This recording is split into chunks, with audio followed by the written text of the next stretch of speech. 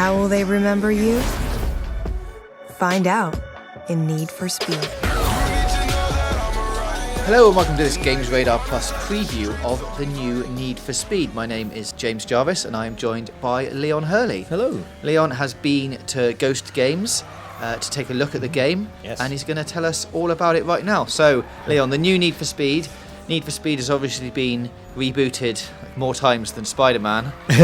What's going on this time? Well, essentially, yeah, they've taken a year off, which most people might not notice because like 2 came out a couple of years ago. But yeah, there's been a new Need for Speed every year since 2002 until last year, and then there were 5 more before that. So yeah, it's just been going forever. More and more gimmicks, police things, whatever. And this year they stripped it right back. They're calling it a reboot, and they're sort of saying essentially that this is now what you should expect from Need for Speed. And the actual game itself is fairly restrained. You basically race and you tune your cars, and that's kind of it. You go into these events, drift events, race events. You get in trouble with the police, and you unlock points to buy things, and you very slowly progress your car. And it's a much more kind of restrained feature set, if you like. It doesn't feel like it's full of loads of gimmicks and loads of stuff. You just drive around and you make your car better in small increments. You don't like buy like a huge upgrade or whatever. I spent a lot of time on one car, just gradually unlocking it, just gradually pushing the performance up.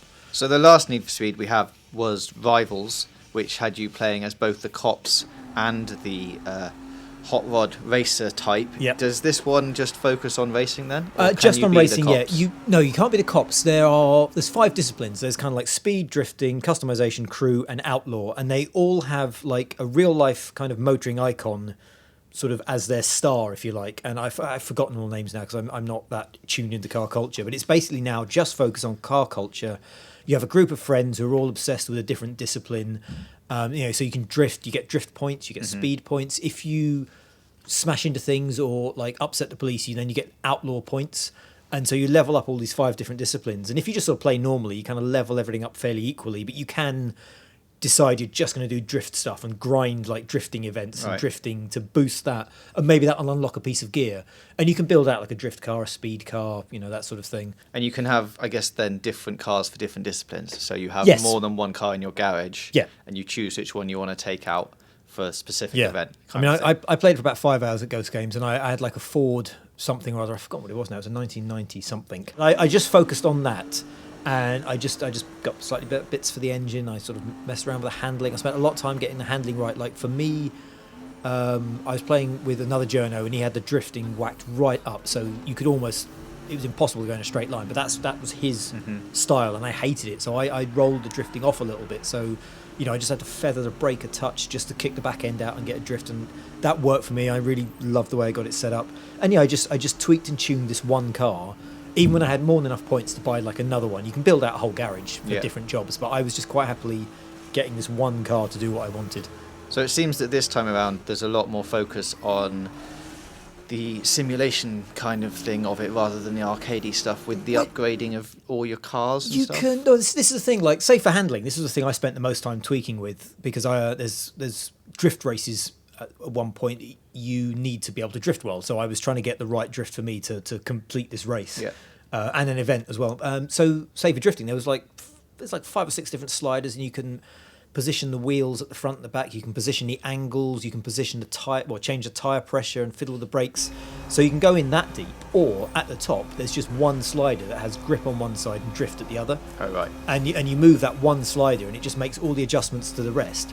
So it's up to you. Like for me, I was quite happily just moving the master sliders because I didn't have a lot of time and I didn't want to spend ages micromanaging every facet of the engine. So I had the master slider, and for me it was about halfway between the middle and drift. Got me exactly what I wanted, and I fiddled a few points here and there. But so you can micromanage every individual facet of your car, or you can just have a kind of a broad brushstrokes slider that does the work for you. And if you want to go in depth, there's loads of stuff you can customize. You can do the body kit, windows, hood, front bumper. There's like a little icon and everything. Like they have these great cutscenes. So it's all live action cutscenes, and they'll talk to you and set up the next sort of scene and the plot such as there is, and then the camera will pan away from the actors, and your actual car is in their garage, and then it zooms in and little icons pop up, and there's like a little gear icon on the brakes, on every bit of bodywork. You can go into the car engine and everything. you just sort of upgrade and buy more stuff. Some of it's locked to missions, some of it's sort of locked to disciplines. But yeah, there's anything you can think of on the car has a little icon that you can tweak. Okay, so it's still open world. You can still drive around and do what you want. Yep. You've mentioned the race disciplines. So yeah, each of the 5, there's an actor for each of the disciplines and a real life icon for each of the disciplines. So each of the actors phones you up, or gives you a mission or a task to according to their particular discipline. Yeah. So speed will just be driving really fast, winning races. Drifting will be one of the first drift races. You'd go down to like a dockyard area, and it's just like a kind of a square course. And it's just, you just drive around in a circle, just drifting and drifting and drifting. And you can kind of go backwards and forwards however you want, but it's, you get points for drifting. Customization, obviously, that's Amy, the mechanic, and she gives you like sort of things that let you make your car look better. And it might be that you have to put a certain bit on your car to get past a certain stage. Crew is all the social stuff. And then, Outlaw is getting in trouble with the police, escaping the police, smashing things up. Overall, what did you think of it?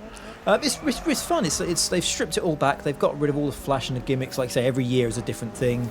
This year it is just about racing and tuning cars, and the live action stuff, which we haven't really covered, is probably my favourite thing. It's weird. It's like a made for TV movie, but it sort of works. You hate them at first, and then you kind of warm to them, and then you sort of want to go back and meet them. I mean, that's almost like the main reason I want to go back now, is I kind of want to sort of continue this weird TV show that breaks up the races.